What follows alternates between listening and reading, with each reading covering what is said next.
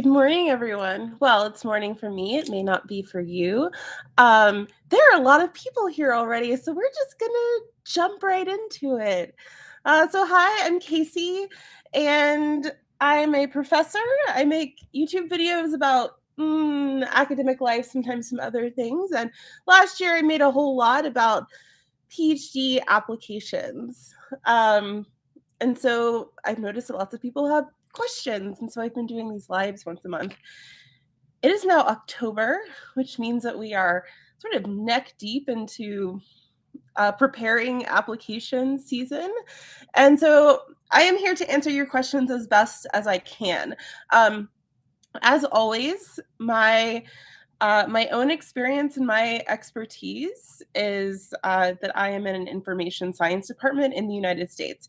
So my experience tends to be most relevant for STEM and social science disciplines in the US. Some things are broadly applicable, and I try to surface when I think that things might be different for different disciplines, or particularly if you're applying to programs in countries other than the United States, which I'm guessing a number of you are. Please feel free to leave questions in the chat. There are already a bunch, so I'm just going to start at the top.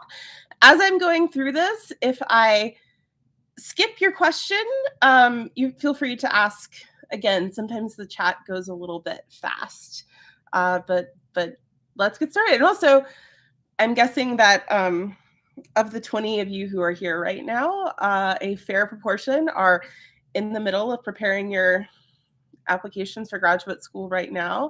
And so I will also preemptively add good luck. All right. So the first question up here is, when a professor sends you articles and links to check the kind of work they do in the lab and asks you to get back if you have questions, or book an appointment to chat if you want, what do you advise? What will they hope to see when you meet them? Would you rather send a mail to say that you're happy to work with them? So I think this is one of those questions where I can't really give you a definitive answer because this is going to be different for different people. My guess is that there are some faculty who really like meeting with lots of prospective students before they apply. There are some who would not consider that to be a good use of their time and would rather wait until after applications, and maybe at the point in which they're looking at a short list or whatever. So there's really no way to know except to kind of try to get a sense from the way that emails are worded, et cetera. But also, I think that it's perfectly appropriate to take whatever they say at face value. You don't have to assume that they're trying to trick you or say something that they're not saying. So if they say, for example, please let me know if you have any questions, you should let them know if you have any questions. And if you don't have questions, and if you don't think there's anything that you have to ask them or that you need to talk about before you apply, then I don't think there's any need to pretend that you do. I do think that sometimes there are questions that are so easily answered via email that it might not be a great use of either of your time to set up a meeting. And so if you have questions like that, you might as well just ask them in an email. But if you think that you would get something out of talking to them, then I think you could certainly ask for a meeting if they offer. I don't think that you necessarily need to lead with insisting on a meeting if you don't know that there's anything that you need to talk about, though. So I hope that answers your question a little bit. It's a little bit individual, and so I'm not able to give you an answer that's always going to be 100% true. Someone says, please share some information on predoc positions. I'm afraid I don't know what that means. That's not a term that I'm familiar with. Predoc. Yeah, you might need to elaborate. I've never heard that term before. Someone has emailed 4 professors, received a reply from none of them, so you're discouraged. Okay, so I say this over and over again, and I know that it can be hard to internalize this and believe me, but do not be overly discouraged if you reach out to professors before applications and don't hear back from them. There are lots of reasons why that might be that have absolutely nothing to do with how good an applicant you are or what your chances are. It might even be that in your particular discipline, like that's not, a typical thing. And so professors aren't used to like replying back to those kinds of emails. Also, professors are very busy, and it's very, very easy to lose emails. I do this a lot myself. I think that it is appropriate to follow up once. But even if you don't hear back from them, don't take that as a sign that you shouldn't apply to that program. And again, don't take it as any kind of representation of, your odds, for example. You might also look back at your emails and think, was there something that they can reply to? Like, did you ask a question, for example, or did you just introduce yourself, in which case there might not be anything, to say in response. You also might think about, did it seem like this was a form letter? Did it seem like a mass email where you sent everyone the exact same email? I personally don't tend to apply to those, particularly when it's clear that there's no reason that email should come to me. So for example, because I have an affiliate appointment in the computer science department at my university, I'm listed like in the list of computer science faculty, like as affiliate faculty. And there are clearly people who send an email to every single computer science faculty member listed, the same email. And so I'll get emails saying like, oh, I'm interested in your PhD program, and I want to do research on operating systems. And I'm like, okay, I'm not even going to respond to that. But it doesn't necessarily mean that your email is bad. It doesn't mean anything about your chances. It could entirely just mean that either this is someone who doesn't tend to respond to these kinds of emails because that's not how they do admissions. You don't have to do anything ahead of time, or they didn't see it, or whatever. There's just no way to know. So don't let it be too discouraging. Okay, lots of questions coming through now. I'm gonna go get to them in order. And if I ask you for a clarification, obviously I'm not gonna see your response until later. So just going through everything in order. What happens if you directly apply without contacting professors? Nothing. I mean, again, in some disciplines, it is even more of a norm than in others to contact professors ahead of time. And I don't know sort of which is which. It might even be different for different departments, but it shouldn't be the case that you have to do that. Again, I always say that it's kind of more of a fact-finding mission for you. You can, sort of find out useful information a lot of times. I will say that, I can only give my own experience here, but seeing an application that is strong from someone who didn't reach out to anyone ahead of time has no impact on how that application is evaluated. And someone said, thank you. So you're welcome. So a question about statements of purpose and choosing departments. Someone is focused on cancer biology, but wants to learn new fields as a PhD student. Should you focus on where you have experience rather than something new? So I'm going to give you a sort of general piece of advice here that I think this falls under this umbrella. I give the same advice for job hunting as I do for PhD applicants, and I've actually said this to someone in both of those contexts just in the past week, which is that you don't want to pretend to be someone that you're not or someone that you don't want to be in your PhD applications. What do you actually want to do? If all you want is a PhD and you literally don't care like what you're studying or what field you're in, that might actually be a good sign that you don't really want a PhD. Like there has to be something that you want to do that you're excited about. And so you shouldn't try to be strategic, in terms of like what you say you want to do. You should say what you want to do. And so if there's something else that you want to do, that's you shouldn't apply to programs where you would be not doing what you want to do, if that makes sense. Now you might have some flexibility, especially sort of in a broader topic area, and that can be okay. But I wouldn't try to be just remember that whatever you say you want, if you then get into that program, that's maybe what you're doing, right? So, I don't, this question of like, should I focus on what I'm already doing, or should I do what I actually want to do? My answer is probably what you actually want to do. In terms of how it's going to be evaluated, I can't really say, that's very difficult. But, it's not uncommon for someone to have slightly different research experience in undergrad than what they want to do as a PhD student, just because your options in undergrad are limited in terms of the work that you might be doing. So just try to make sure that you have a good narrative for what you actually want to do. Why do some applications ask what other programs you're applying to? Okay. So I can tell you like a reason for this. I don't know, but this probably isn't all. So I imagine there are lots of different potential reasons for this. I will say so, and so I'll just give you my personal experience, and maybe this will help. So we don't ask like that in the application, but I will, like, if students like come to like admissions days or whatever, or like have interviews, I might ask them that.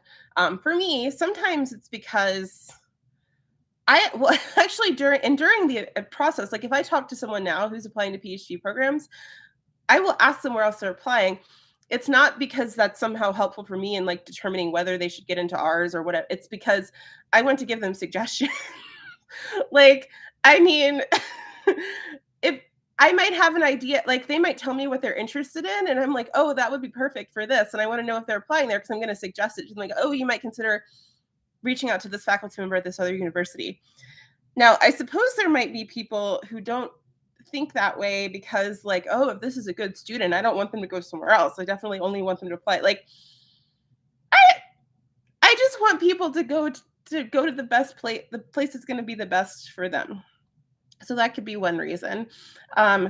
During the stage in which people are being admitted, it can be really useful to know where else they've applied, and where they might be likely to get in, because one of the things that we're doing is calculating odds that they're going to come. And this is kind of this, I mean, this is just how it is. Like, there is a certain amount of, either slots in the program or funding from a particular professor or whatever. And when we're making offers, I need to know, am I making an offer to two people who both have a 50% chance of coming, and so therefore it's probably going to be one person who comes? Or am I making an offer to two people who each have a 90% chance of coming, because then it means that I need to make sure I have two slots? Or am I making an offer to two people who both have a 10% chance of coming, because then maybe I need to make an offer to a third person? So that can be one potential reason. But again, I don't know. There might also be other reasons. What is the difference between a statement of purpose, a personal statement, and a research statement? Do you have to do all three of those? Okay, so our PhD program and the ones that I applied to, so everything that I have personal experience with only have a statement of purpose, and that is the only thing. So like my statement of purpose video, that's what that's about. My understanding is that a personal statement is intended to be more like about you as a person, as opposed to like you in the PhD program. But again, I don't have any experience with those, so I'm not entirely sure what they're supposed to be. I'm sure there are other people on YouTube and on the internet who can give you advice about those. A research statement, I'm not in the context of a PhD application. My understanding is that particularly outside the US, and particularly in PhD programs that tend to be shorter, like in Europe, it is common to have a research proposal as part of your PhD application. And again, I just don't have any experience with that, so I can't give any advice on it, but I've seen some stuff on YouTube from other people. But the difference between a statement of purpose and a personal statement, I think, is more about you and why you want to be a PhD student and what research you want to do, as opposed to something that might be more personal. But again, I'm just not the best person to give advice on those. Admission to programs in the United States, but without funding.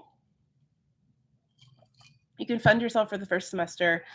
Would you suggest doing that? All right.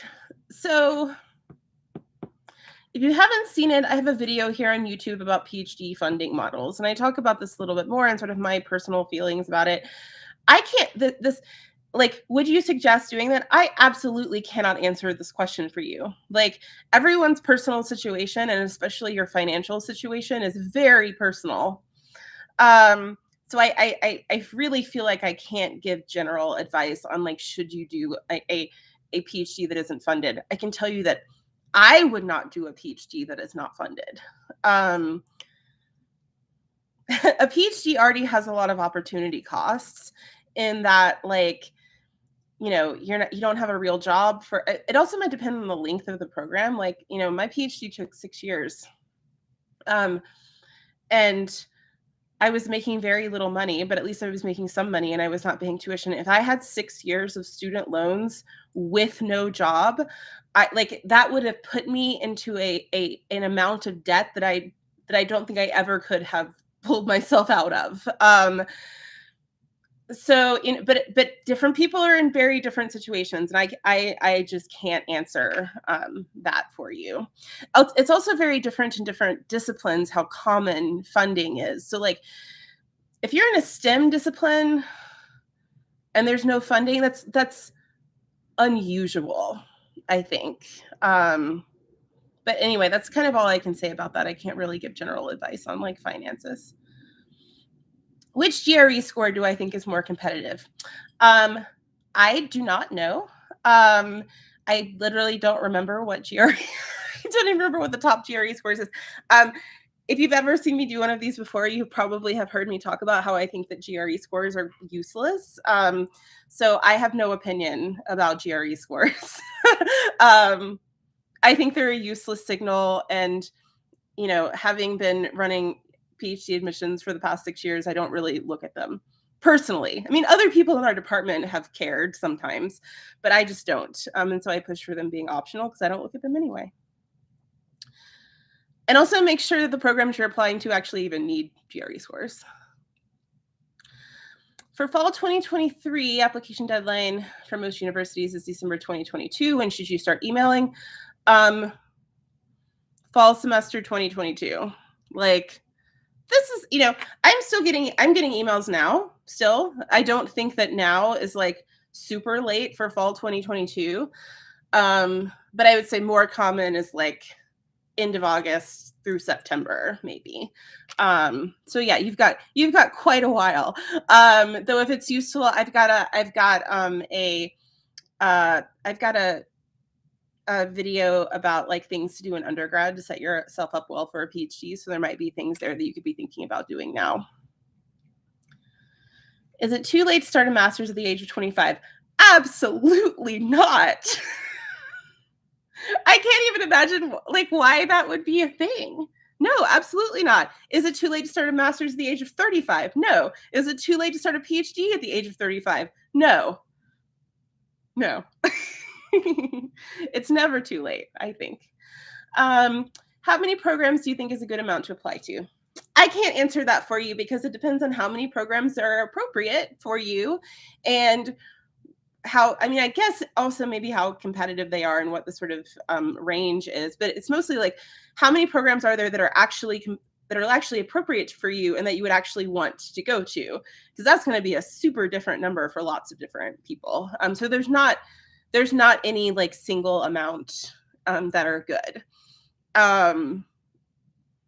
Yeah, I mean, even, like, students applying in my field, that's going to be really variable depending on lots of different things about them. So yeah, I can't even, like, throw out a number because it's just so vastly different. For some people, it might be 5. For some people, it might be 30. For some people, it might be 2. But I would be cautious about 2, right? Like, because there's a lot of randomness in the process sometimes, and things that have to do with timing and that sort of thing. And so if you really, really narrow yourself. You just have to be prepared that if you don't get into anywhere, like, are you going to be okay with that when you're making this? Like, you want to make sure that you're applying to the places where you would go there, right? So if there are only 2 places you would go to, like if there's a third on your list, but you'd rather wait a year and apply again than go to that third place, then you should only apply to 2. So that's how you decide, I guess. I mean, that and also, taking into account your financial situation, whether you can afford application fees. Should you email a professor without having a TOEFL score?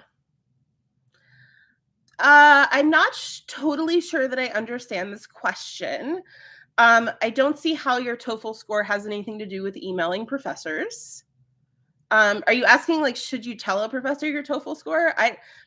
I don't see why you would. I mean, that's part of your application. Like, I wouldn't expect someone emailing me to talk to me before applying to tell me their TOEFL score, their GRE score, their GPA, or anything.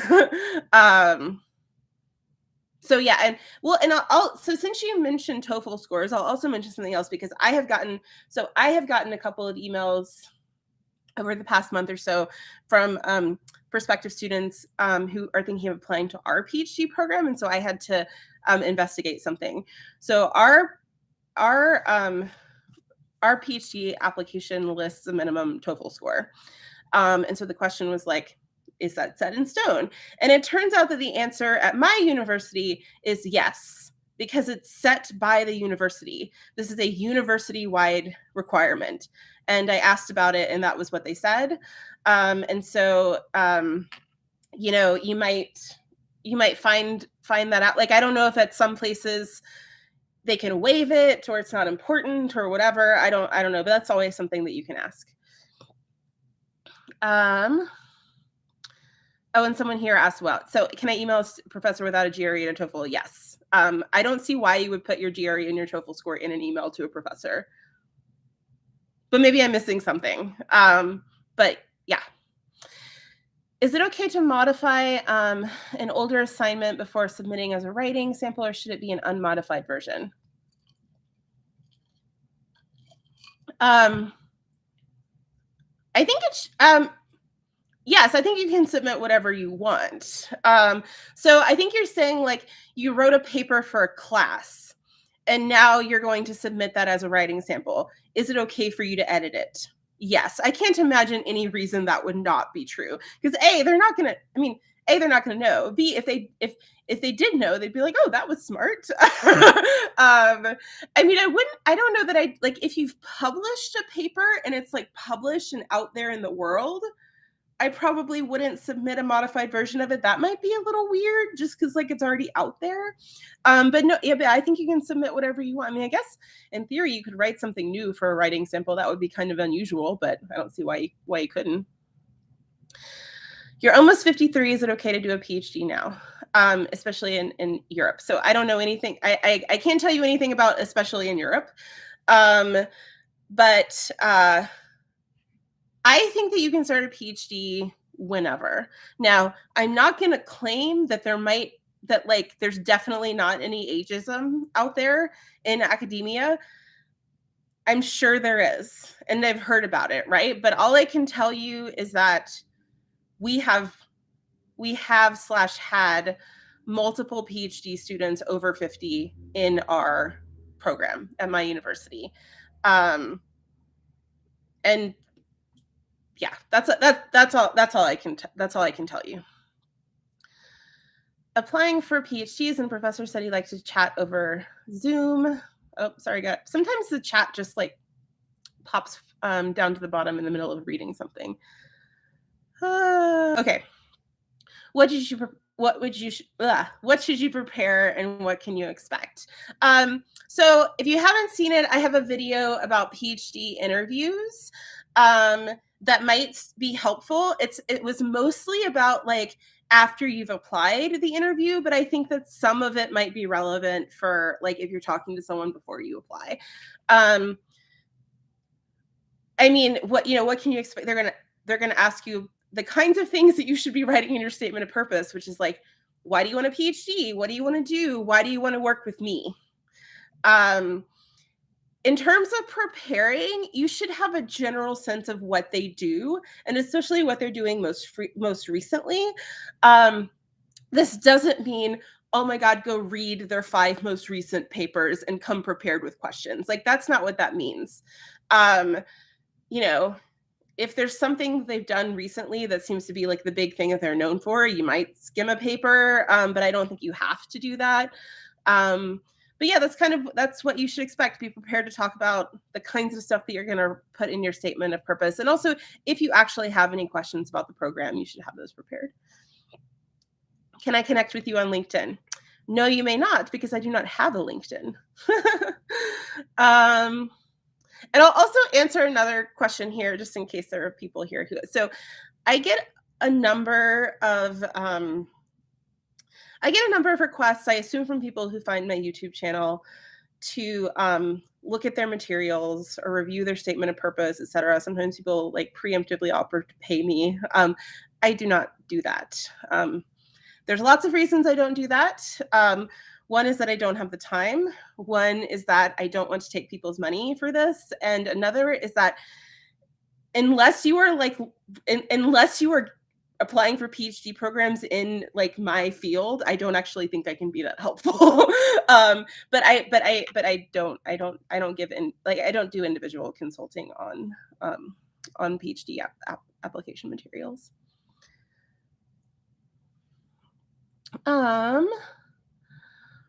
While writing a statement of purpose, would you recommend citing a recently published paper and explain why you like it and which aspect of it you'd like to explore in further detail? Do you mean your recently published paper, or do you mean like a professor's recently published paper? So the first one, sure. If you have already published work and you are thinking about like, this is an example of the kind of stuff I've done and where I want to go from here, like, sure, you could say that it's an actual published paper and cite it.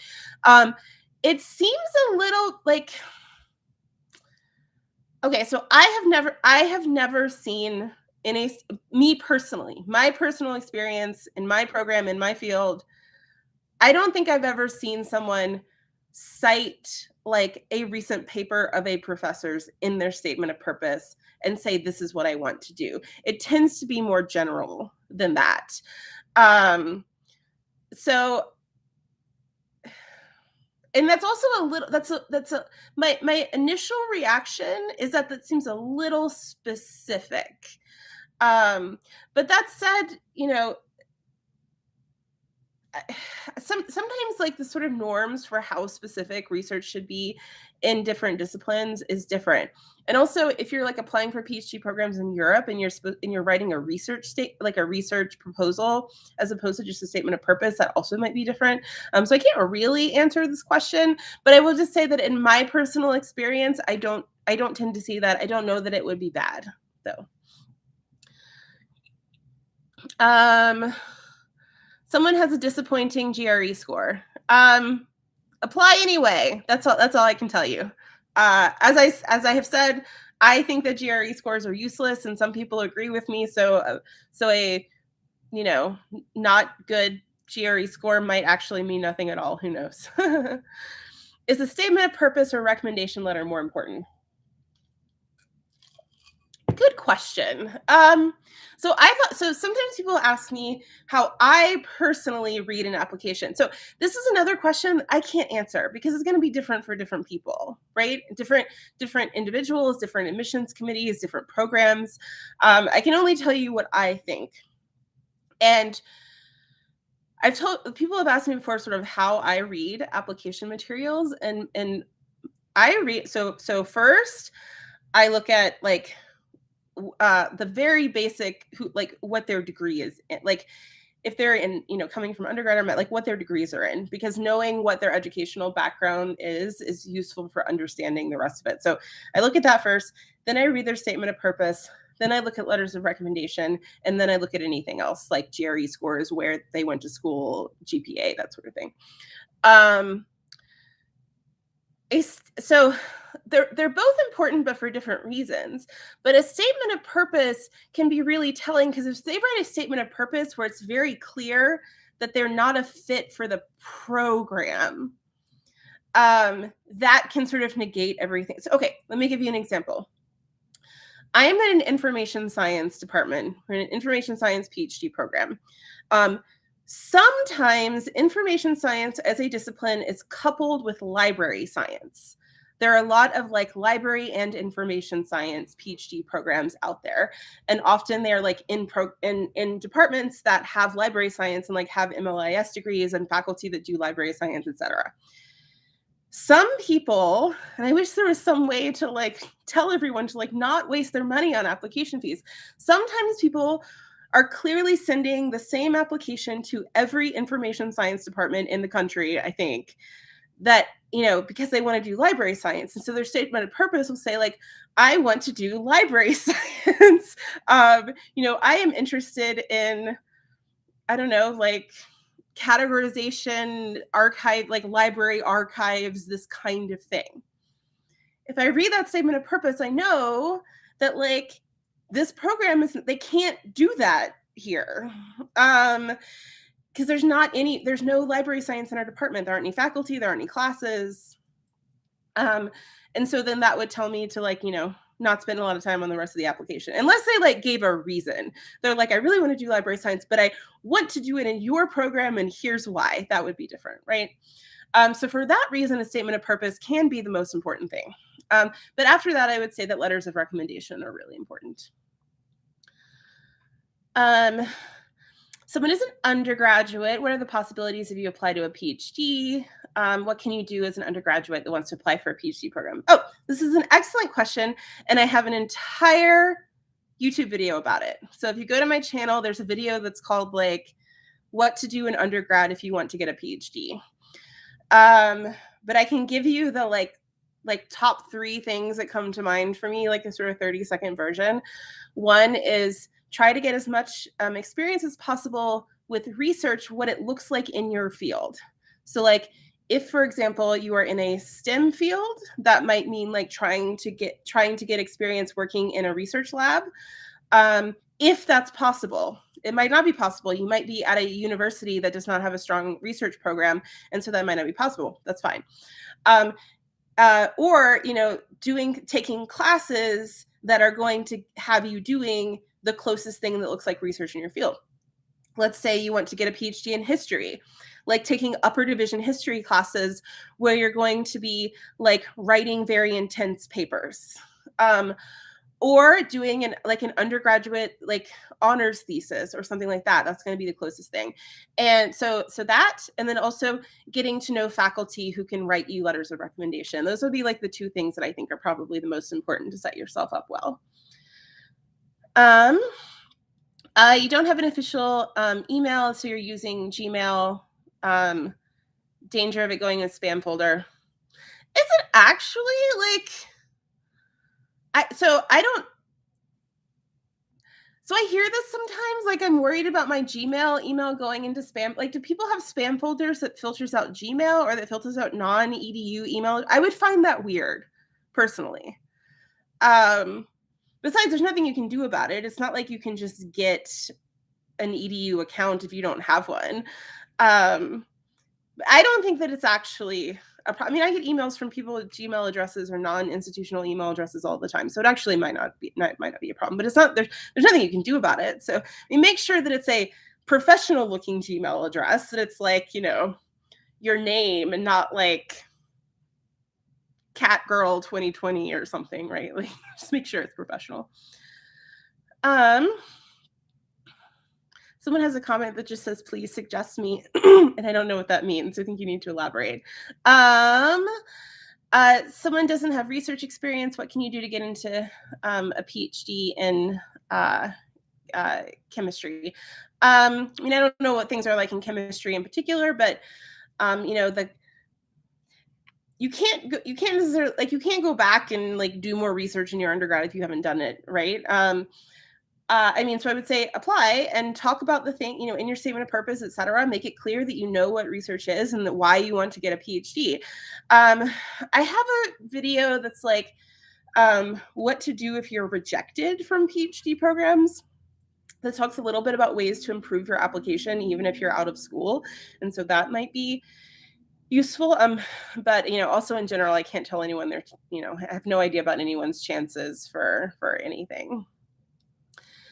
How can you pivot public scholarship activities as attractive for an admissions committee? Well, this is going to be something that is evaluated differently by different people. For example, if I read a statement of purpose and it was like, I'm now like thinking of so one of my current PhD students, one of my personal advisees, I remember her statement of purpose because one of the things that I was most excited about was she's like, I've been blogging about machine learning ethics. Like, look, I've written, blog posts for Towards Data Science about machine learning ethics.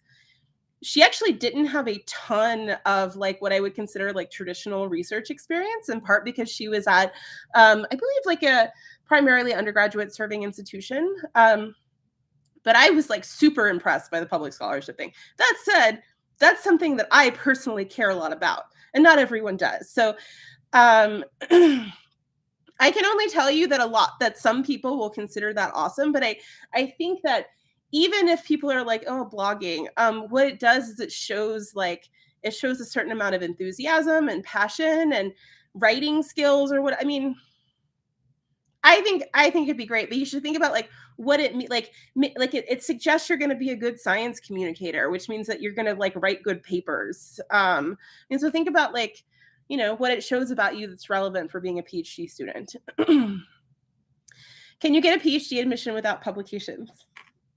Yes. Okay. The last time I did a live, about 6 people asked me this question. And I found it a little distressing. I found it a little distressing that there is such a pervasive like idea that you have to already have publications in order to be admitted into a PhD program. I find that there's lots of problems with that, and it has to do with privilege and I just think that's a problem.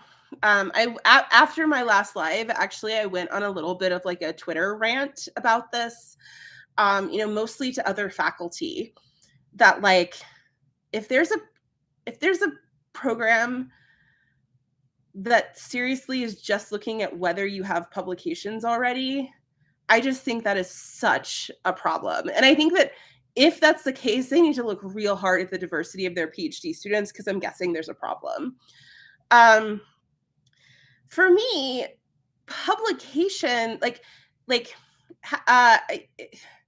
your application is not improved by virtue of having a publication. It is improved by what a publication suggests about what you did, right? That you have research experience. The problem with the publication metric is, in part, that suggests that like you being, fourth author, in the squishy middle of an author order in a published paper is somehow better than you did a senior honors thesis with your own research project that you led. And of course it's not published yet because you just did it. And to me, that is obviously better than like being, in the middle of a squishy middle of an author order. I mean, that said, if you're in the squishy middle of an author order, it might mean that you did a ton of research, but you should be talking about the research that you did. Like, the fact that it's published is cool. Like, it's a nice little feather in your cap, but like, it's the work that you did to get that publication that's what's impressive. And you should also make sure that if you do have a publication where you're like in the squishy middle of the author order, that whoever is the person that writes your letter of recommendation that was involved with that paper, like, says what you actually did, because that's really useful. But yeah, to me, like, someone describing a research project that they did, and what they did and where it is, etc., it is equivalent whether they have a publication out of it or not, because having a publication just means that you got started a lot earlier because you've had time to like get through the entire cycle, which would not be the case for everyone. Hello in Indonesia. Mailed so many professors but got no response. Don't take it personally. Still apply. Feel free to follow up once.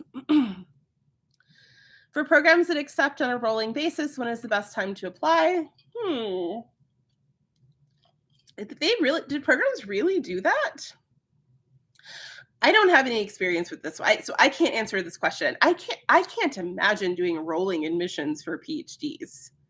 That seems weird to me. I mean, I guess I could see how some programs might do that, but that seems strange. I mean, I guess the answer would be as early as possible if it really is rolling, but I have no experience with this. Applied to a top I school in the US twice. First time you're rejected, second on the waiting list. What would you recommend? Keep trying if you want to keep trying. I mean, I guess, so again, I have a video that's about like what to do if you're rejected, suggests like some things you might do to improve your application, but there's a lot of things you can't improve. Like something like, so focus on the things that could be better. Like, is it something about your application materials? Is it, is it something else? I mean, and it's hard to know, and that's very frustrating, and I understand that. But I guess what I would consider, but maybe you should apply to different places would be another one. For example, like I was giving some advice just to someone who was applying to programs a while back, and they told me where they were applying, and I was like, those are all great. I wish you the very best of luck, but you're naming like only about 4 programs, and there's some of the very top, most competitive ones. And I think there is a good chance that you could get into one of them, but also there's a lot of randomness. It's very, and so you can't assume that you will. And I gave them a suggestion of another program where I thought that there was a particular faculty member there who would be like really, really good, like doing exactly what they wanted to do, but it wasn't like as highly ranked, as prestigious of a program.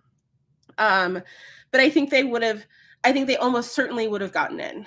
But then the question becomes, would you rather go to that like lower ranked program or keep waiting or not get a PhD at all? And if you've already been through 2 cycles, the answer might be that you might, consider applying to some places that aren't as ideal, but that still could be good. And that's difficult to say. I mean, this is all very, very personal. I mean, it also might be that, you're only applying to people in a particular geographic area because of like, for whatever reason, and that's totally valid. I mean, there always just needs to be a decision about wherever you apply to, would you rather go to this place or not get a PhD yet? And, and no one can answer that question but you. Currently enrolled in a coursework-based master's degree, does that decrease your chances of getting into a PhD, even if you have good research experience? I don't know why it would. And to the point where I'm wondering if I'm misunderstanding the question, because I can't think of why you would think that it would decrease your chances. So I guess my answer is no, I don't see why it would. Why do professors not update your website? Why do professors not update their websites? You've seen 4 years old published papers on their lab. I mean, I can't give you an answer to this, except professors are very, very busy. And something like updating your website is something that is, low priority. Like, I keep my personal website fairly up to date. But even me, I mean, but mostly like I add news items, but like thinking to like add new publications, or I mean, it's low priority. It's never on fire. I have 50 things to do that are currently on fire, and that is never one of them. I mean, that's all I can tell you. It's that it's a low priority. Sometimes when professors are like super actively recruiting new PhD students, they tend to be more and even have like recruitment materials up. Is like when I first got my faculty position and really needed new PhD students, I was like writing Tumblr posts about my research. I don't do that anymore because I don't have to, because like, people come to me. I don't need to like recruit as much anymore. So anyway, that's all I can tell you is that professors are busy and that's kind of a low priority. um, your resume and statement of purpose are not research dense. Is that going to hurt your application? Um, uh, I mean, I will give another general statement, which is that there are there aren't necessarily deal breakers for anything, right? Strengths in an application can always make up for weaknesses. And that's kind of all I can say, whether that's, I don't think I have enough research experience, my GRE scores are low, my GPA is low, or whatever it is. Whatever it is that you think is your weakness, it's probably not a deal breaker. Strengths make up for weaknesses, etc. 5-year versus 7-year PhD program. I'm wondering if there's a question mark after this. Like, what do I think of a 5-year versus 7-year PhD? Usually, so maybe this is not the case. So usually, like like PhD programs tend to not have like this is the exact time that it will take you to graduate. It tends to be like a guess, or this is what's most common. So like, I think our website says, this is most commonly a 5-year PhD program, but for some people it might take 4, for some people it might take 6. And whether you want to take 5 years or 7 years to do it, I can't answer that for you. How can you tell that professors will submit a strong letter? If you ask them directly for a strong one, they said yes, this is enough. Probably yes. If they agree to write you a letter, then they're probably not going to write you a bad one. I'm going to say that if you ask a professor to write you a letter and their initial reaction is, oh no, I can't write a good one, or worse, I'm going to write a bad one, that they will absolutely not write you a letter. If you got a response, so for example, I was recently asked to write, like last spring, to write a letter of recommendation for a student who was in my class like 4 years previously. I vaguely remembered her, and I wrote her back and I said, I would be happy to write you a letter just so you know, these are the only kinds of things that I can say. And she was like, that's totally fine. I've been working for a while. I don't, and it was fine. Actually, she was for master's programs and she got in to a master's program. So I don't, and I also think you should have a vague idea of what they can say about you, right? But probably they're going to know there's not any way for you to know, except you knowing what they might write about you because you know what your relationship with them is, and them saying yes. That's the kind of, I think that's kind of the best you can do.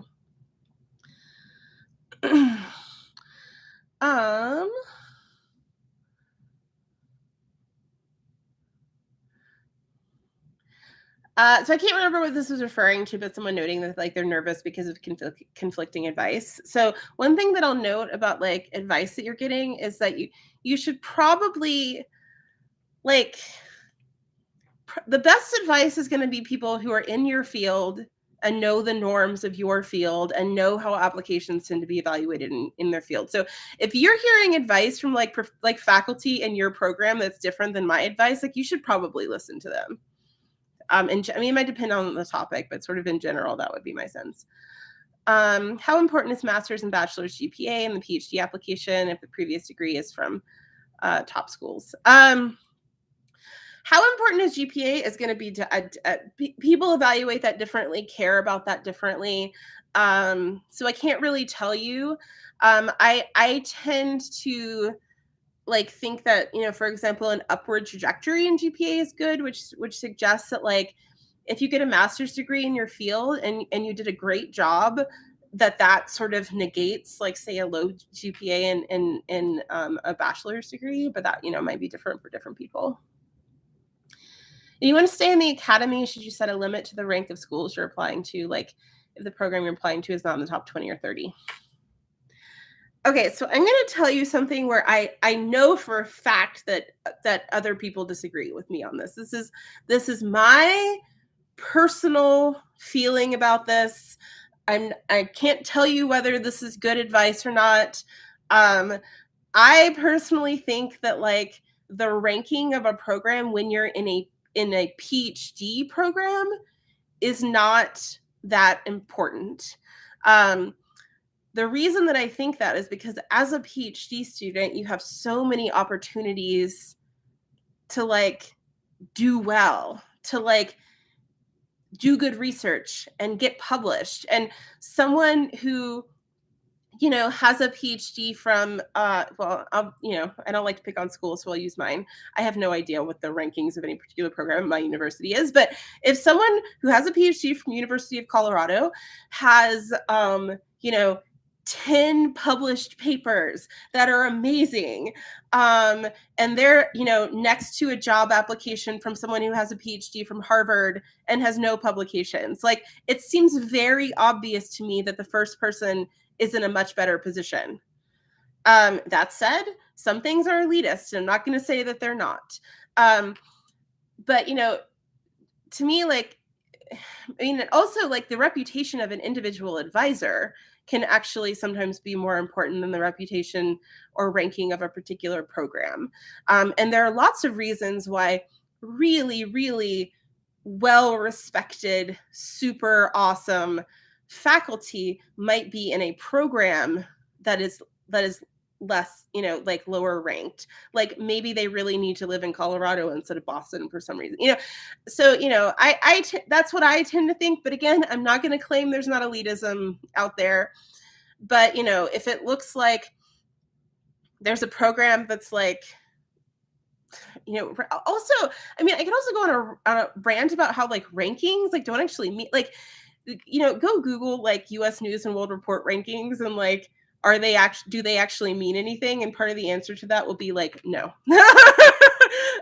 That said, people think they mean something. And so that, you know, again, with the elitism, but yeah, I mean, so this is hard to say, but I would say like if there's a program you apply to that's ranked 31st and the advisor is amazing and you're going to do exactly what you want to do, then like giving up that and going to like, you know, 25th ranked program, which doesn't seem as great, seems a little bit silly to me. But again, this is just my personal feelings about that. When you asked for an internship advisor for a strong letter, he suggested you ask a long-term collaborator to write one, but he'd also be willing. Is this good? Probably what he's saying here is that he's, you know, there's a sort of limit to what he can say. Like, you know, maybe like, you know, you only worked with me for 2 months. And, you know, if there's someone that you worked with for longer, that would be better. But if you don't have someone that's better, then that can be perfectly fine. Is it okay instead of a specific project name to mention topics or subjects you're interested in, research area, and in the mail when writing to a prof? So I'm not sure what you mean by like specific project name. You mean like something they're already doing? I mean, I think my answer is yes. You should. Yes, this is. I think writing about what you want to do, topics, etc., is fine. I may be misunderstanding your question, but I think the answer is this is fine. How many pages is the ideal length of a CV? So okay, so a CV, in academic land, like an academic CV, tends to mean very comprehensive. It's different than a resume in that way. So like a resume tends to be short, to the point, and it has the stuff that is relevant to what you're doing. CVs tend to have everything ever. My CV is like 25 pages or something like that. So unless if there's just a prompt that's like, give me your CV, unless it says, you know, a 2-page CV or, you know, something like that, then I would just say, just like, give them your CV. Is it possible to apply for PhD programs without publication? I should start keeping a tally.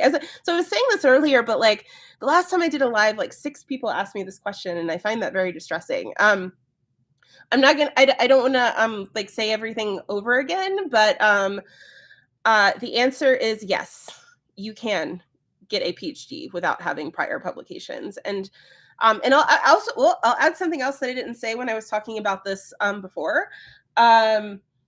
I think that if there is a PhD program where literally the only thing they care about is whether you have a published paper, and they don't care about the research. Like if they would, the example that I gave earlier of like, you being in the squishy middle of an author order, on some published paper in a big journal is somehow better than like you leading your own amazing research project that's not published yet.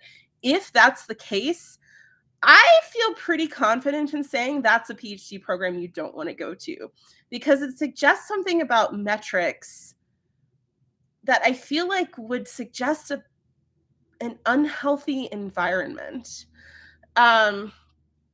That said, I want to make something else clear too, which is that publications tend to correlate with things that should matter, like research experience and strong letters of recommendation. Because having that publication means that you participated in the research to get there. And if there's already a publication, it probably means that you are like working on it for a while. And so this is why, this is why, you hear like, oh, well, this person got into a program over me and they had 10 publications. Like no one's going to have 10 publications applying to PhD programs. I'm exaggerating. Yes, that could very well be the case, but the point here is that I don't think it's by virtue of having the publication. It's what the publication means. So I would make that distinction. How far back should applicants go in asking for letters of recommendation? How long is too long? I can't really answer that. You should get the best letters of recommendation that you can, and sometimes that might go farther back, and sometimes it doesn't. So, and if you are going back, you should ask them, do you remember me well enough to write this? Etc. But the timing shouldn't really matter. It just has to do with who would be the best people to write them. Applying to anthropology programs. Oh, sorry, this isn't a question. You're just thanking me. You're very welcome. Someone found me on TikTok. Yay.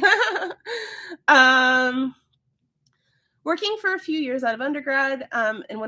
Okay, it's the same question. So yes, I think that could be fine. How much of a kiss of death are B's and C's on your transcript? Nothing is a kiss of death. It's my answer. The only thing that can be like a kiss of death on a PhD application is like you're clearly applying to the wrong program. Like the example that I gave before, which is like if someone applied to my PhD program and said that all they want to do is library science because there's no one and nothing about library science in our program. That's really the only thing that I think is is an actual kiss of death. Everything else, strengths can make up for weaknesses. Absolutely.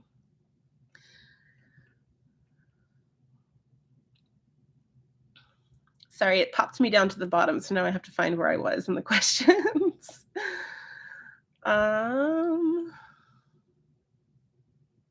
Working on publishing a paper and applying for PhD programs within the next year. Someone who's 45. Yes, see? Age ain't, what was it? Yeah, I personally don't think that age matters. What is the PhD? Someone is asking me what the PhD acceptance rate is for one of the departments that's in my college. I don't even know what the PhD acceptance rate is for my department, and I've been running admissions for the past 6 years. I guess I could maybe estimate and give you but I have absolutely no idea the answer to this question.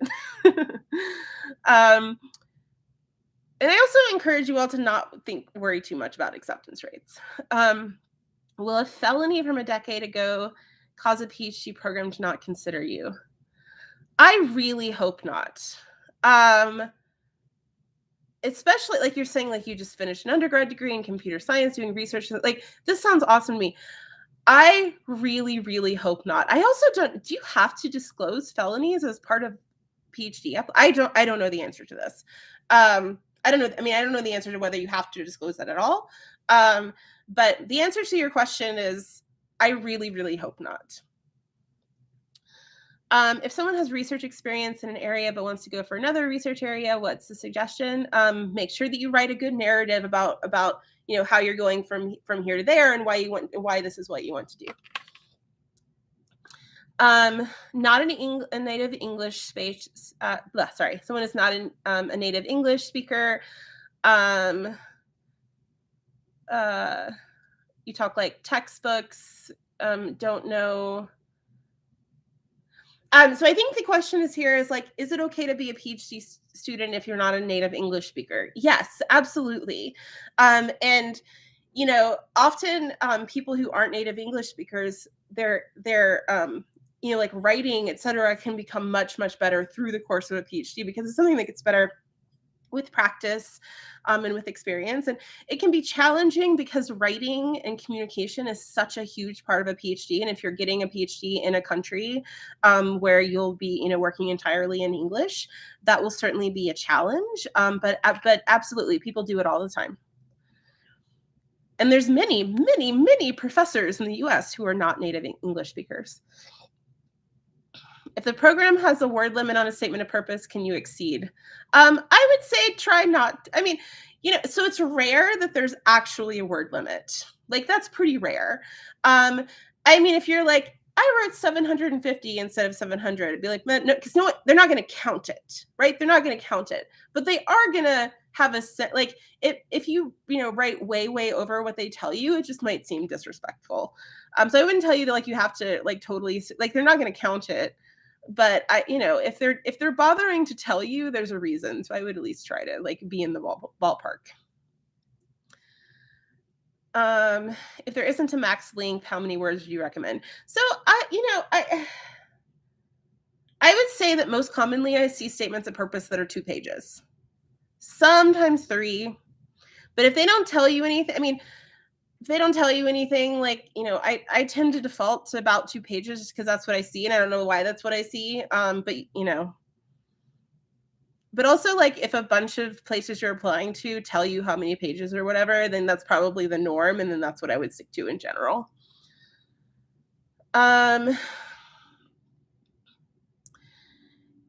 to get letters of recommendation, but you can only get, so the question here is, can you apply when you don't have the number of letters of recommendation that they're asking for? So I have 2 questions. So I have 2 answers to this. One is, really, you can't you can't get anyone to write you another one. That would be my first reaction. And then my second reaction was, you need to email them and ask. This is one of those things where like it is an application requirement and it might very well just get the application thrown out. So if you really can't get another one, you need to email them and ask them if it's okay for you to submit with one. How long before the application process? How long before? I think you're asking like, when should you get started on your applications, including the GRE? I don't know anything about how GRE cycles work at this point. If they require a GRE, then you should find out when the application is due and then go backwards to like when you take the GRE, like you just need to make sure that the scores are in before the application. I can't tell you anything other than that. And, when should you start writing your statement of purpose or whatever? It depends on how long it takes you to write things. So basically, look at when the deadline is and then work backwards to how long it's going to take you to do things, but then give yourself some more time than you think, because often something like writing a statement of purpose takes you longer than you think it will. Bachelor and master's are in industrial engineering. Interested in a PhD in information science. Is that okay? Yes. So, in general, I think that, switching disciplines a little bit, as long as there's a story, is fine. Information science in particular, though, is weird because like not many people have undergraduate degrees in information science. In fact, a large number of faculty in information science do not have any degrees in information science. My PhD advisees right now, none of them have prior degrees or any educational experience in information science. One of my students has 2 English degrees. One has a computer science degree. One has a degree in African American studies and theology. One has a degree in media studies. And one has a degree in like education. So like, yeah, it's fine. Particularly for this weird discipline. Research experience is a very close match with the programs you want to apply to, but your grades were low. Is there anything you can do to make your app stronger? Yes, so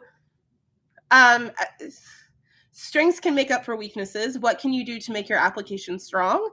All the things that I've, talked about in all of my videos. A good statement of purpose, strong letters of recommendation, etc. Don't get too concerned about things like single grades. TA versus RA, which is easy to secure. So I can't answer that question because this kind of thing is different. I mean, it's just, yeah, I just can't answer that question. There's not actually an answer to it.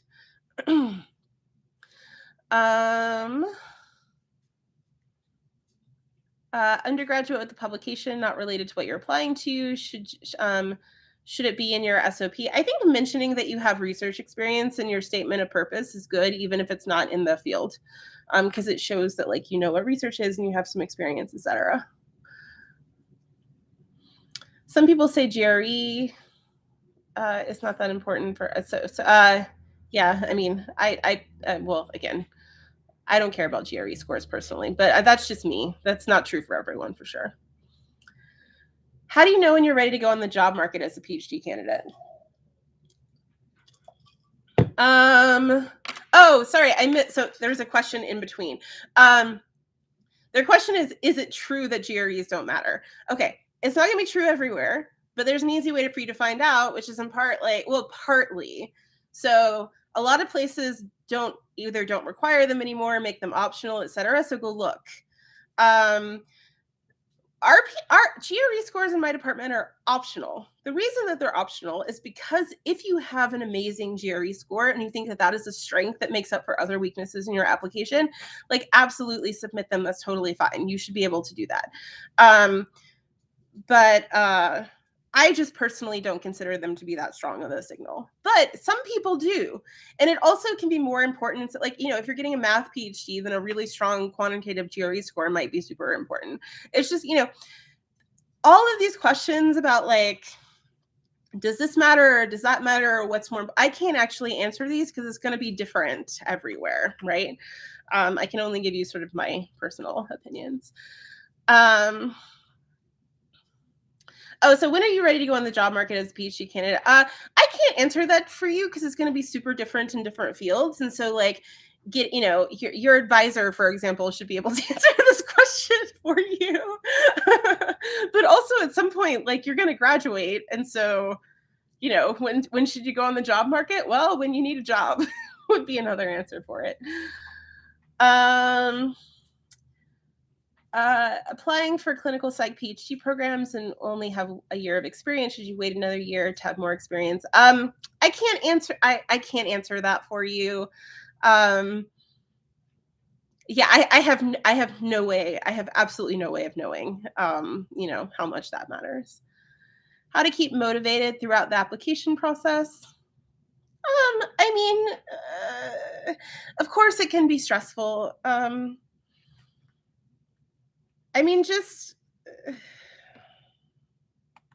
I don't know, get a support system around you. And also it might make you feel better to have a contingency plan, just knowing, that it's not the worst thing in the world if you don't get in, that you can try again. And yeah, just, keep in mind sort of why you want to get a PhD and why you're excited about it. And be kind to yourself.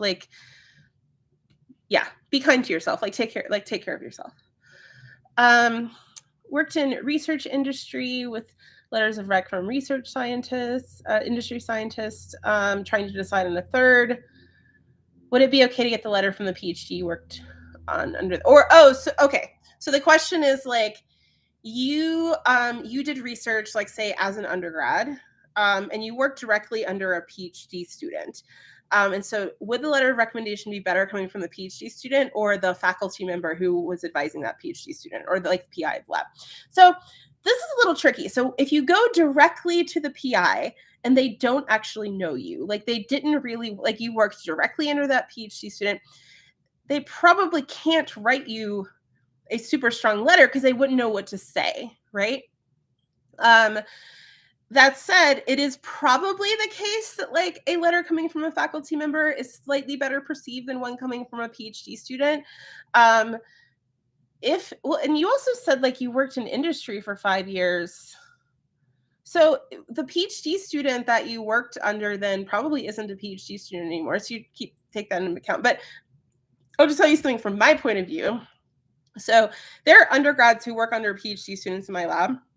And if they are applying for PhD programs, I ask the PhD student to draft a letter of what they would say. And then I write a letter that says, this student worked in my lab and I know these things about them. And also they worked directly under a PhD student and they said these kinds of things about them. But then the letter comes from me. I don't know if everyone's willing to do that, but that's how I do it. And so it might be worth considering if you could do that. Or ask the PhD student or the PI or whatever.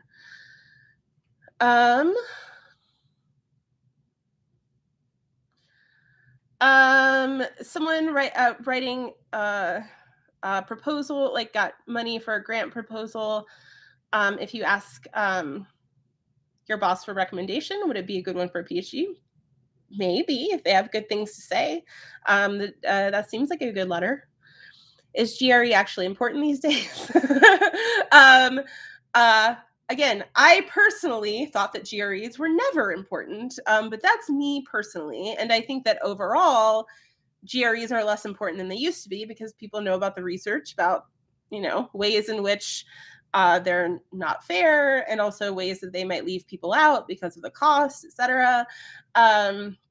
And less places are requiring them, et cetera. But yeah, go look and see if they actually require them. If you have amazing GRE scores and places require them or make them optional, then like totally submit them because they can be good and people consider these things differently. Oh, and then the question right after that, how optional are GRE scores? If two students apply and one submitted GRE scores and the other didn't, how objective is the review? Again, I can't, so I don't know anything about except me. Like I only know how I review applications, and I happen to be someone who thinks GRE scores are useless, but that's just me. And I'm sure that, so for our program, when we say optional, we actually mean optional because if you don't submit one, we're not assuming that means you had bad scores. Because it could be you have bad scores, or it could be you didn't take them because you didn't have the money to take them, right? So I don't think that you can assume. That said, I can't promise you how other people perceive it, right? I just don't know. I can only tell you what it would be like in our program. Tony says, hi, Casey, will you answer my question? I thought I'd answered all the questions, so if I missed a question, please ask again. How can one include research experience in their application? It should be in your statement of purpose. Okay,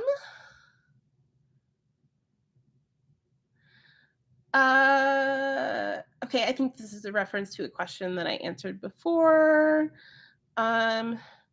Should you email prospective professors you already know will be accepting students? And if so, what to say? I never know sort of how like important reaching out beforehand for applications are for any particular person or department. It's really hard to say. But you could always just kind of, if your question isn't, are you accepting students, then, you have other questions. You could always ask about I'm really interested in this kind of work that you're doing. I was curious if you're still doing that kind of work, if you're working on other things, that you could always ask that sort of thing if you want to reach out. An LOR writer asks you to write a draft and then review it. Tips, how do you write your own LOR? This is tough. So someone actually commented on one of my videos and asked if it was like an ethical problem for a faculty member to ask someone to write their own letter of recommendation. And it's not. like, I have no idea how common this is. I would not do this, but I hear about it, and so it's clearly not uncommon. And it's okay as long as, like, you, as long as they're reading it and tweaking it and signing it, and they're not telling you, like, "Oh, sign my name," and sit like, don't do that. But it's not uncommon for someone to ask you to draft a letter of recommendation. I don't I worry about this because I actually worry that the student will write a less glowing letter of recommendation than the faculty member would, because it's awkward to write about yourself. Um, if it makes you uncomfortable to, like, write the nice things, you might send them first, like, I wrote this, this list of bullet points of, like, the things that I know that you know about me. You could do, and see what they say. But that's tough. I don't really know. I mean, I'm sure that if you Google, like, letters of recommendation, you'll find, like, examples or templates or whatever. And so maybe you could use those to start with. But just think about the things that they know about you. Um, are there PhD application rejections just based on one metric like GPA? Probably not. Okay, okay. Definitely not in my department. Probably not in most departments. Everything that I say about strengths can make up for weaknesses, I 100% mean. Um, that said, there might be some places that do, like, numerical cutoffs for something because they get so many applications. I just don't know.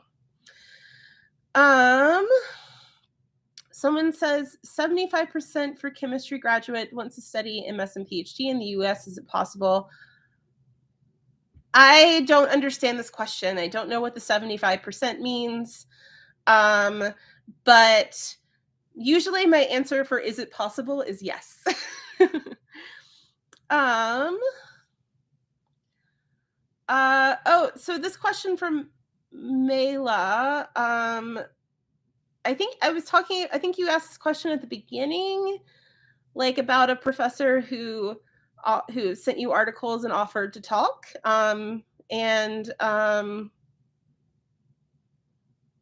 she probably wants to know more about what you want to do and what you're interested in and why you want to work with her, is probably what she wants to know. Advice for master's applications.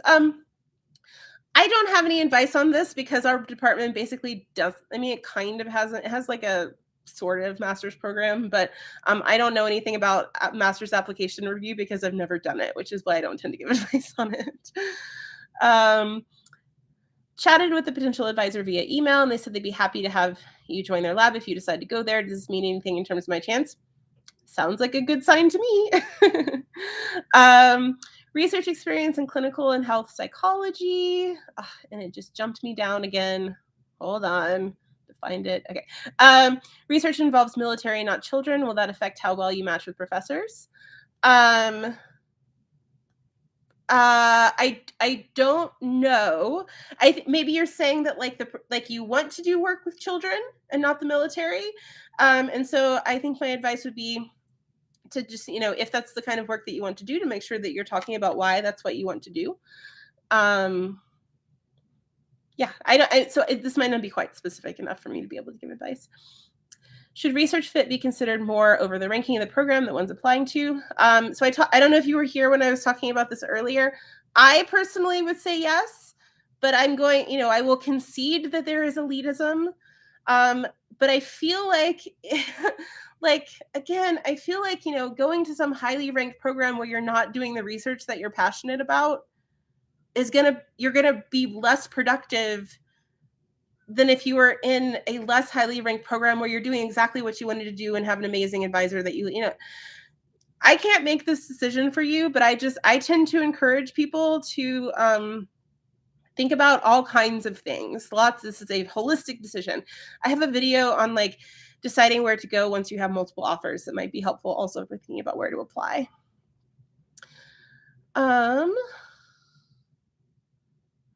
What is a good letter of recommendation to you? If you had an international student with average writing skills but very active in class, what would you write about them? I don't write bad things in letters of recommendation. And I think most faculty don't. You write the good things. Unless, like, there's some huge red flag that you think someone but if there's some huge red flag, you usually don't agree to write a letter. Um, so yeah, if I had a student who was very active in class, that's what I would write about. Can you leave a PhD after joining because you don't like the work atmosphere? Sure, you can leave a PhD whatever you want for whatever reason you want. The only thing that I say here is that I want to make sure that when people enter a PhD program, they intend to complete it. Like what I don't like, and this isn't what you're talking about. This is in the comment to you. What I don't like is when people enter a PhD program with the intention of leaving with a master's degree because they want a free master's degree. It's I don't know. I think it's just bad. You're taking a spot away from someone else. You're wasting people's time. It sucks. But but you can absolutely leave a PhD program if it turns out that it's not right for you. And leaving a PhD program with a master's degree because it turns out that you don't actually want a PhD after all is totally fine. That like people discover these things about themselves. I'm just saying like don't go into it knowing that's what you intend. Studying plant virology for your master's, can you transition to medical virology? I have no idea. I mean, I'm gonna tell I'll tell you the same thing as for people who've been asking this sort of like switch. Like, yes, you don't have to do the exact same thing. So yes, you can, and I have absolutely no idea how similar those two things are. High GPA in undergrad, but a lower GPA in a less related master's. Would that hurt your application? I have no idea how. I actually don't know how that would be perceived. But as always, strengths make up for weaknesses. For joint master's PhD programs, how does funding work? Uh, um, okay, so I'm not sure. I know the answer to this because joint master's PhD is not a is not a typical way of framing that I'm familiar with. And so I don't know if this is a type of program that I am unfamiliar with. Typically, if you get accepted into a PhD program, sometimes you get a master's along the way. But in any case, how does funding work is a question that's going to be different for every single program, and so I can't really answer that in the general. Working on a research project and responsible for managing. Did you already ask this question? But the answer is you have 6 years of work experience in industry. Can that be good? Yes, that can be. Industry research experience can actually be really useful. You just need to be able to talk about why you want to get a PhD and why you want to do research and how you know that's what you want to do. Completed a master's in 2017. How can you explain the gap? I don't know. What is the explanation for the gap? I mean, you shouldn't feel like you have to explain the gap. But if you've been working, for example, then like the question is, why do you want to get a PhD now? And that's the answer you should be able to give. The question about felonies. The application does have the question. Okay. So, I mean, I'll give you the same answer that I gave you before, Justin, which is that I really hope it wouldn't matter. But a thing that because it's in the application, a thing that I might suggest to you, because you mentioned that like you did undergrad research, so I'm guessing that there's faculty that you know well, or well-ish, that are writing you letters of recommendation. I'm actually feel the same. So people ask me about things like, I had a year with a horrible GPA because like I had like a horrible medical condition or something like that. So for things like that, and this as well, a thing that can be good is to have a letter writer who knows about this thing write about it in their letter so that you don't have to. So like, I know that the student has really had to overcome, this kind of thing. And I've been so impressed with them then you don't have to write about it. That said, I mean, it could be that you have a story that's relevant to why you're pursuing a PhD that has to do with this part of your life. And it's something that you could potentially write about in a statement of purpose. I don't think that you should have to if you don't want to, but you could. I mean, I'll be completely honest. Like from my point of view, I would actually like if I had a PhD applicant who had, for example, spent some time in prison. I would not consider that a downside. I actually would probably consider that I'm not saying like not an upside, but like it's a type of overcoming something and a type of diversity that we don't see very often in PhD applicants. That said, I obviously can't tell you how that's going to be perceived by other people. Just that I wouldn't necessarily consider it like an automatic, really bad thing.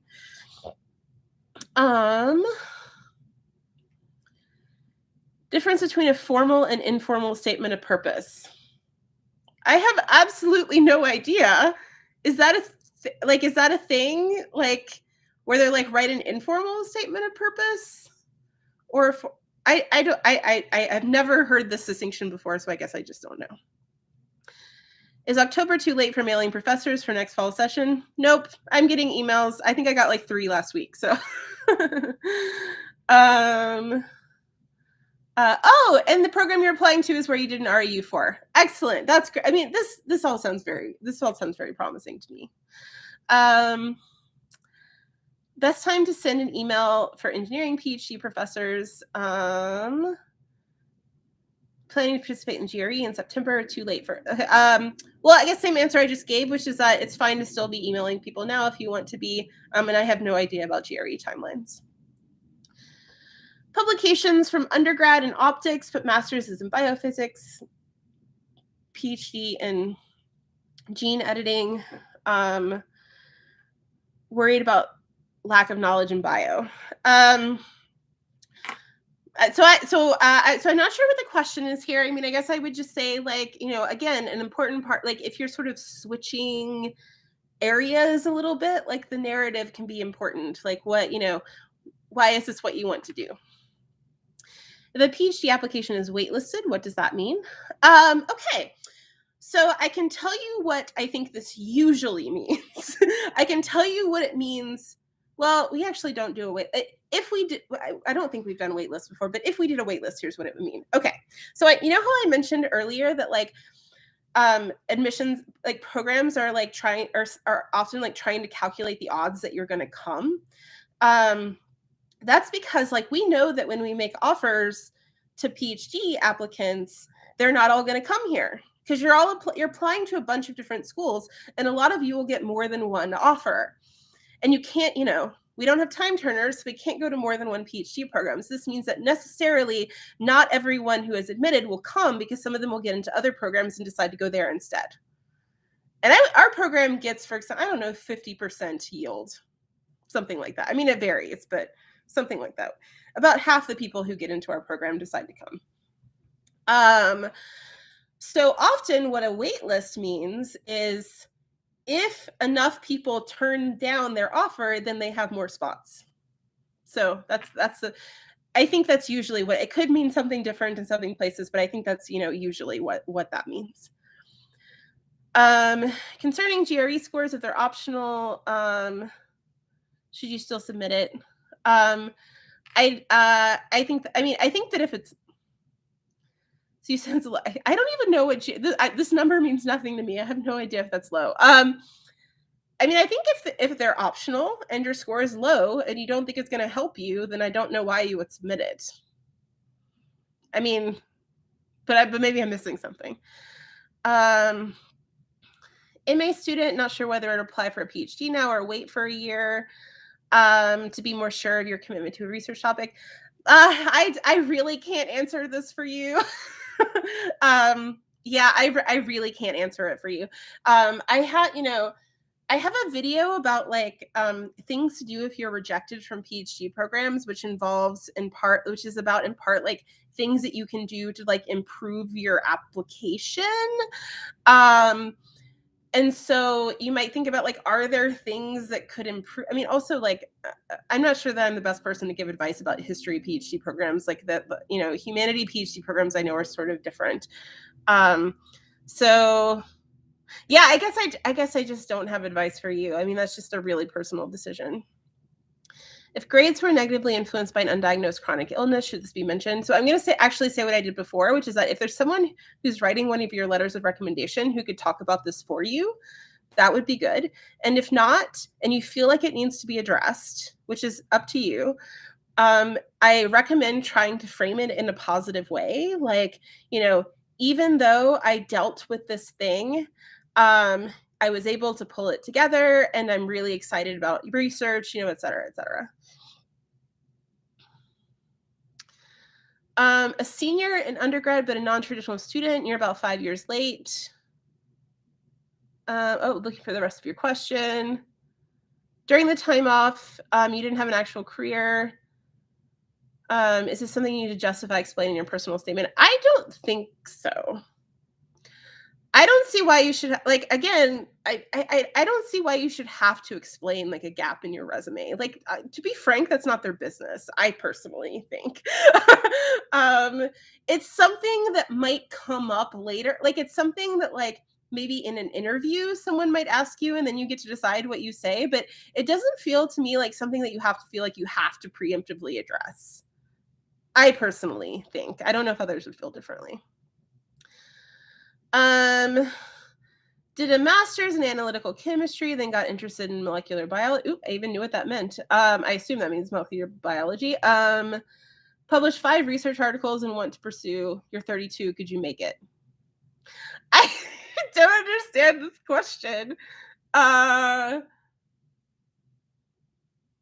Are you asking like how good are your chances? And I have so in general, I can't answer anything about how good are your chances for getting into a PhD program. If your question is, am I too old at 32? My answer is no. Do US universities consider TOEFL scores as a binary? Is it fine to be just above the minimum? Oh, this is a good question. I don't know the answer to this. I personally don't actually look at I don't even know what I confess I don't know what a high TOEFL score is. I don't even know what the minimum is. I've never actually looked at that before, but some people might. But so I mentioned this earlier, like at my university, there's a university-wide required minimum TOEFL score. And for that, like, will your application be considered is a binary. But that said, there might be, admissions committees who look at TOEFL scores. I have no idea. But, something that you might consider is like, make sure that your statement of purpose is very well written. Like, make sure it's very well written. And if there's a writing sample, make sure it's very well written. Because, like, if your TOEFL score is low, but all of the evidence of your writing is amazing, like, that can make a difference. Working as a quantitative researcher for 10 years and going to go directly for a PhD or apply for a master's first. You're in your early 40s. Which would you advise? I can't really answer this for you. So one thing that I would say is like, are you absolutely sure you want a PhD? Because if you're not absolutely sure you want a PhD, I would say maybe get a master's degree first, because that can help you figure that out. But other than that, I'm not really, I can't really give you that specific advice. Does undergrad prestige play a role in graduate admissions? I love this question. And this isn't like, I feel sometimes that I just like go on these rants where I worry that like my personal opinions about these things are not actually, representative of how other faculty and admissions committees feel, but I can only tell you how I feel. And I feel that undergrad prestige is a completely useless signal, full stop. Because I don't think it says anything useful. Like, if someone, if this person over here went to University of, I don't know, name a flyover state, and this person over here went to Harvard, maybe that means that this person could get into Harvard and this person couldn't. Maybe it means that. But even if it meant that, all that tells you is what they were like in high school, because that was when they got into college. So that, I don't think that's that useful. But it could also mean that this person over here made a sound financial decision to not go into a bunch of debt in college. And so I don't think they should be like penalized for that. So for me, it's not a particularly useful signal. That said, the world is an elitist place, and some people are elitist people, and for some people that kind of thing actually matters a lot. So that, that's all I can tell you. All I can tell you is that it doesn't matter for everyone. How many applications do you get each year in your department? Less than 100. Less than 100. Our department's also our program is new. Our PhD program started in 2016, and I can tell you that for our very first admission cycle, I think we got 20 applications. So this is a big improvement. Is it too late to mail professors? Nope. I'm still getting emails.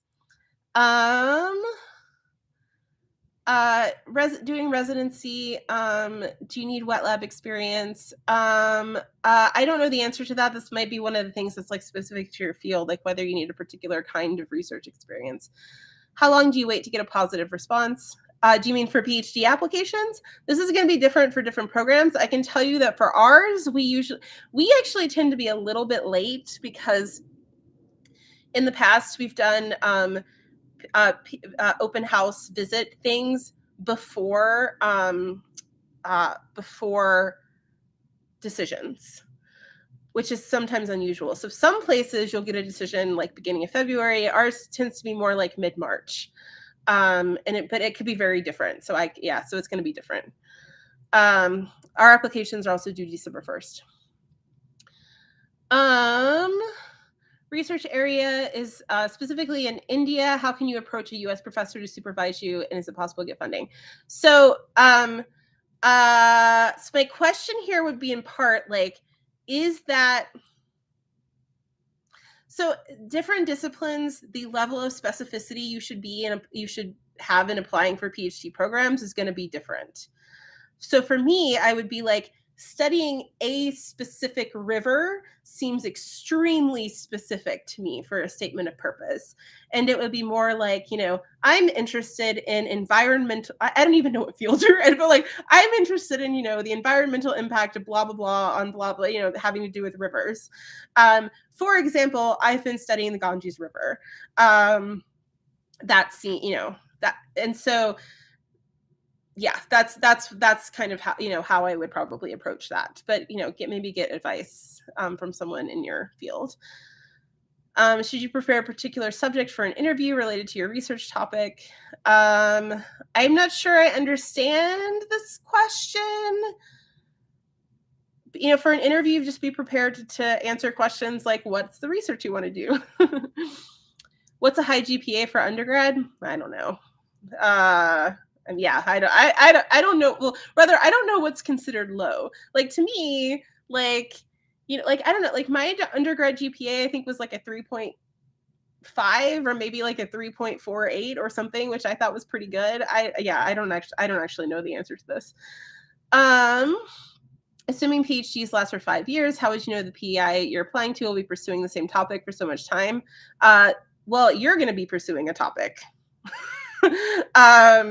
So I don't know the answer to this, but that's something that you could, talk about when you're talking to a PI, like once you get into a program or whatever.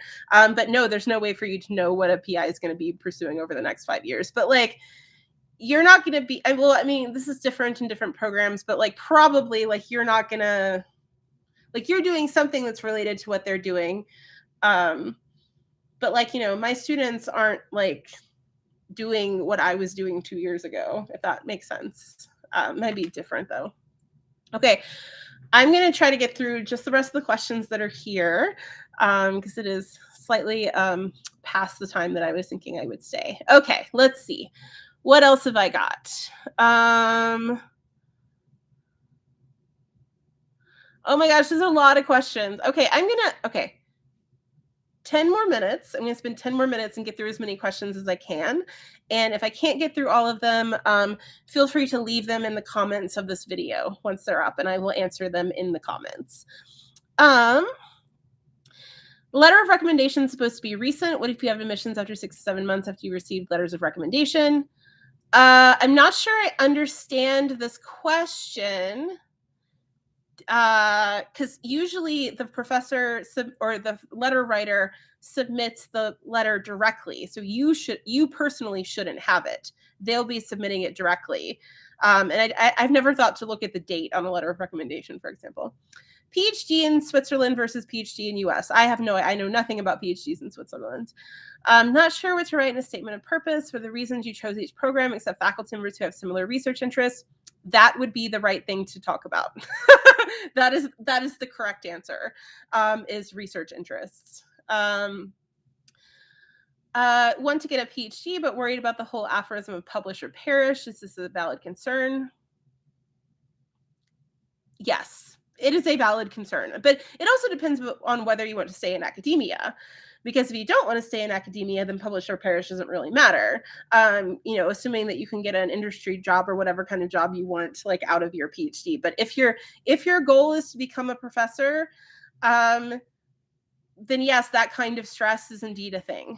But that said, you might have other kinds of options, and also it's going to be different in different departments and different fields and all kinds of things. Can't write an SOP because you're getting stressed every time you sit to write. I'm sorry. Take care of yourself. Be kind to yourself.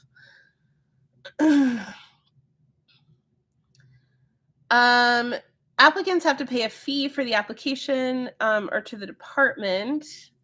I'm not sure I understand the question here, except I can say that like application fees tend to go to the university, not to the department. And this is why, like, for example, we get requests from applicants for whether we can waive application fees. And the answer is we can't, because they don't come to us. So we can't waive them. The only way that we could waive an application fee would be for our department to pay for it ourselves. And we don't have any money for doing that. So we actually don't have a mechanism to waive application fees in our department. That said, different in different places. While mailing professors, is it better to include publications that are in line with their research interests? I don't know. I don't expect students to have publications already anyway. When you mail them, you should talk about what you're interested in doing now. And that's probably in line with their interests, because otherwise, why would you be emailing them? Worked for 4 years in industry. Don't have publications, but have letters of recommendation. Is this relevant? Yes. Yeah, sure. Industry experience is often quite relevant. Guidelines for writing an SOP. Yes, I have an entire video on my channel about it. It's called like 5 things to do in a statement of purpose or something like that. It's on the like PhD application playlist. Applying to CS PhDs, how would you rate your chances? I absolutely cannot do that from this information, but good luck. Applied to 3 universities and got 3 admissions. Now you're in trouble because you have to make a choice. Best possible problem to have. Congratulations. I have a video about choosing PhD programs that you might find helpful. Just remember that like it's not this is your life. You're allowed to take things related to your life into account, like culture and location. And you should also think about who, if you know sort of who your advisor might be. And I have a video about choosing advisors as well. Do departments make every effort to fund all of their admitted PhDs? This is going to be completely different for different departments. And very often when you get an offer of admission, they will tell you. So like our students, for example, when we offer admission, it is, we will fund you for at least 4 years. And that's very common. So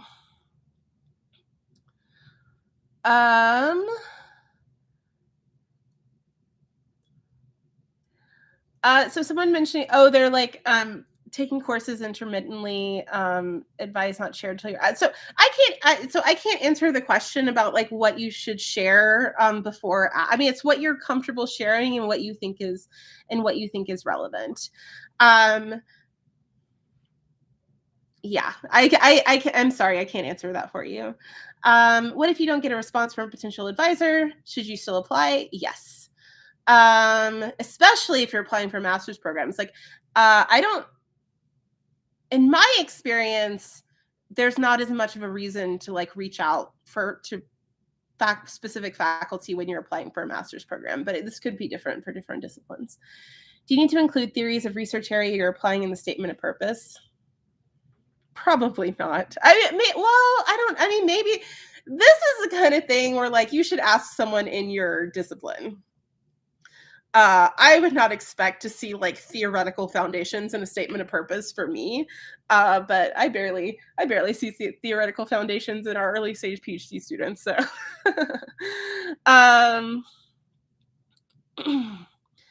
master's graduate with research experience and wanting to apply for a PhD in the same field. And so in your statement of purpose, you're mentioning that experience, but you also have bachelor's and work experience in a closely related field. Should you include those in your SOP? To the extent that you think that it's relevant and helpful for your narrative. I can't really say much beyond that. If there are multiple faculty working in the area, how many should you mention? How many is actually, so the number that is popping to mind for me is 3.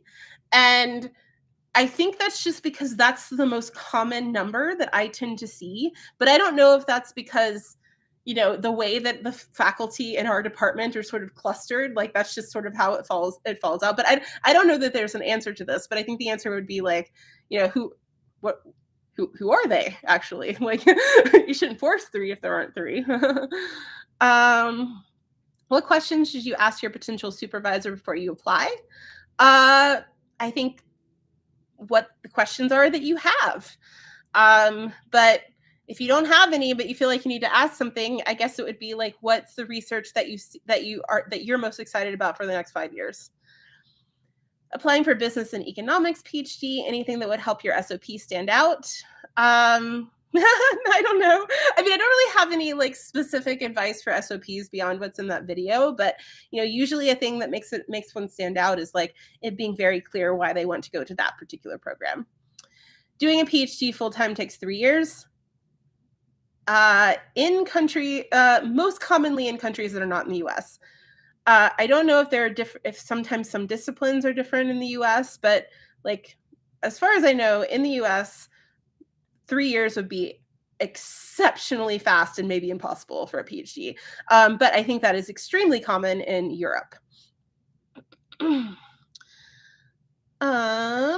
Undergrad student wanting to apply for PhD programs without a master's, how to make your, general statement about, and then I see one more question from Tiago, and then that's where I'm going to stop. General statement about masters. An application is not improved by virtue of having a master's degree, I think, personally. But having a master's degree often means that you have a lot of things that make your application stronger, like 2 more years of research experience. You've taken graduate level classes, so therefore you have faculty to write you letters of recommendation who can speak to what you're like as a graduate student. If you were doing research as an undergrad, now you've had more time to publish, right? So these are reasons why master's degrees are better, or why people with master's degrees often have stronger applications. But students who just have an undergrad degree can still have all of those things. There's a video on my channel about like things to do in undergrad to set yourself up well for a PhD, if you haven't seen that. But basically all those same things: strong letters of recommendation, knowing what research is like in your particular field, having a good statement of purpose, etc. Try to get in contact with professors but didn't get an answer. Is it still worth applying? Yes. Probably. I don't know if like there's some program where they're like, you must have a supervisor lined up before you apply. That would seem weird to me. If 2 faculty members are interested in you, who do you decide how to work with? I have a video on choosing PhD advisors that you might find useful, but part of the answer to this is the same way that you would decide on where to go to a program, which is that you're going to have different priorities, right? So what matters the most to you? And that's going to be very different for different people. All right, I made it through.